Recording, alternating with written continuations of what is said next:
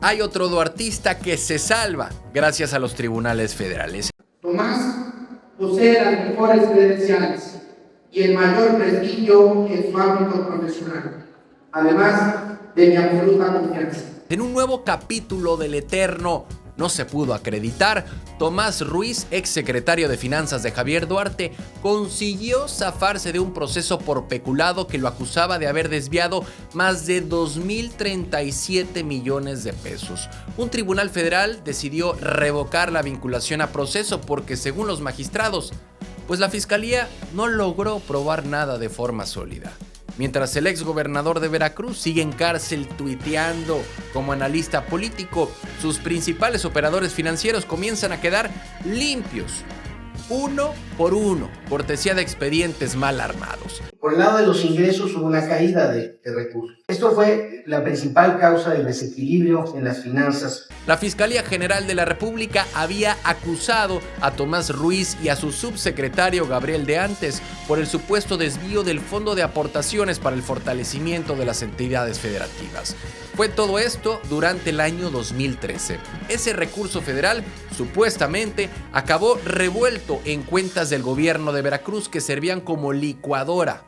Para lograrlo, decía la fiscalía, los exfuncionarios autorizaron 17 transferencias bancarias irregulares por más de 2,000 millones de pesos durante ese año, sacando el dinero del destino original para pagar otras prioridades del gobierno duartista. Uno de los principales testigos era Tarek Abdalá, ex tesorero estatal convertido hoy en testigo colaborador.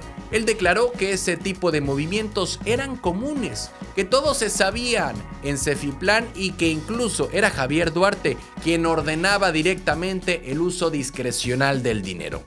El problema fue que esa confesión no venía acompañada de pruebas contables certificadas ni tampoco de documentos que demostraran paso a paso que Tomás Ruiz ordenó personalmente las operaciones. Y sin eso, pues la acusación se comenzó a caer.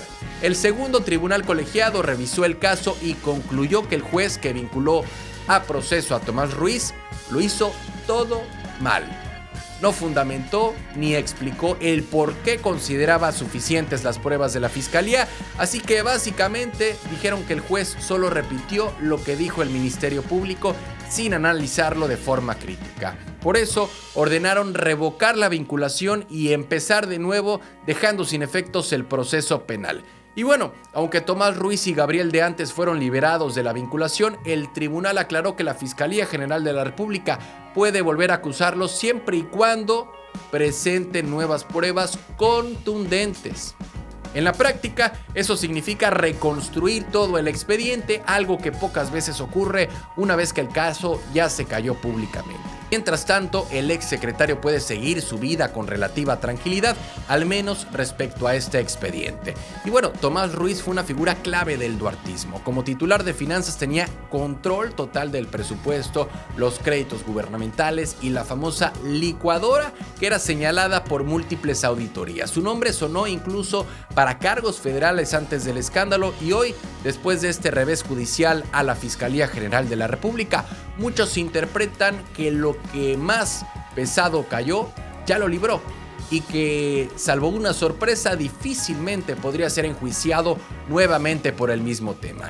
Esta resolución también vuelve a golpear la credibilidad de la fiscalía porque de nuevo se arma mediáticamente un gran expediente contra exduartistas para terminar desinflado por fallas técnicas. Entre abogados circula una crítica constante y es que parecen más interesados en el titular que en la sentencia, porque cada caso que se les cae fortalece la sensación pública de que más que combatir la corrupción, se simula hacerlo. Y ahora, con Tomás Ruiz fuera del peligro inmediato, se vuelve a cerrar la pinza sobre cada vez menos personajes relevantes pendientes del duartismo. Y aunque siguen presos o en juicio, algunos de mucho menor nivel, el mensaje es claro: los peces gordos se siguen escapando, no por inocentes, sino porque los procesos se caen antes de llegar al final. Resultado, más de 2,000 millones de pesos que nunca se recuperaron, una acusación que se desmorona y un exfuncionario que duerme tranquilo gracias a tecnicismos. En Veracruz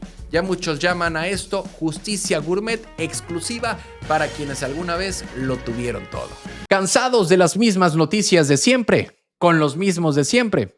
Aquí lo contamos sin rollos, directo y diferente. Dale click a la campanita, suscríbete y entérate de lo que de verdad está pasando en Veracruz y en la política. Noticias locales. Y bueno, como dice la canción, ya llegó el tiburón y en esta ocasión ya salió el tiburón. Fidel Curi está de vuelta. El polémico ex dueño de los Tiburones Rojos de Veracruz salió de prisión. Y eso ya está dando de qué hablar. No es un regreso cualquiera, hablamos de un personaje que ha sido protagonista tanto en el fútbol como en la política, pero casi siempre envuelto en escándalos. Nos vemos en Veracruz, papi. ¿Vale? Por eso te quiero. ¿Sabes por qué? Porque no tienes huevos, cabrón.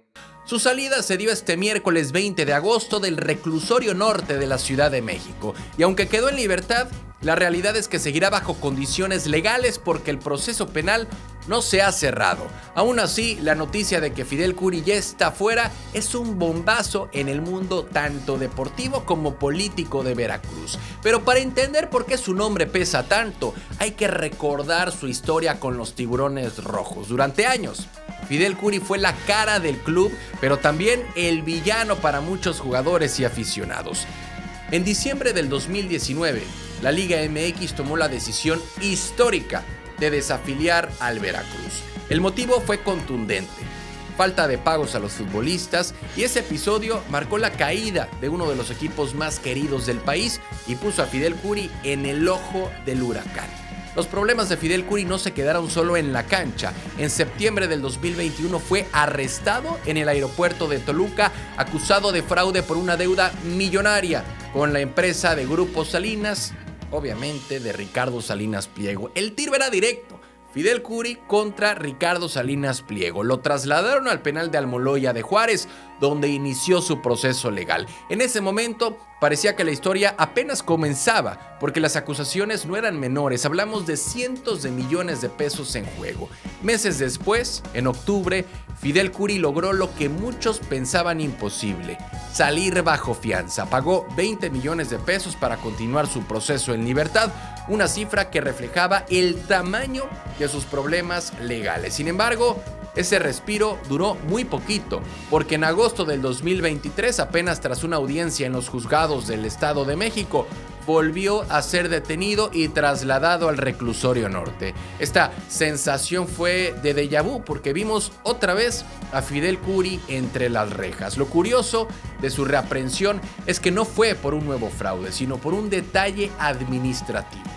Cuando presentó su libertad condicional en Almoloya, no puso correctamente su dirección domiciliaria y ese error lo metió de nuevo en la cárcel. A partir de ahí, pasó 2 años en el reclusorio norte, un periodo largo donde, a pesar de su fama, su figura se fue apagando poco a poco en los reflectores mediáticos, aunque sus abogados seguían peleando en tribunales. La noticia de su salida no la dio cualquiera, sino el periodista, mejor conocido como el Fantasma Suárez. Fue él quien reveló que un juez decidió cambiarle la prisión preventiva por arresto domiciliario. Según explicó, los abogados de Arrendador Azteca intentaron frenar su libertad. Querían que le pusieran un geolocalizador y que depositaran una fianza de 50 millones de pesos. Sin embargo, el juez desechó esa petición, dejándolo libre bajo condiciones más leves. Pero la herida más grande sigue abierta para Fidel Curi, porque debe 120 millones de pesos a Televisión Azteca,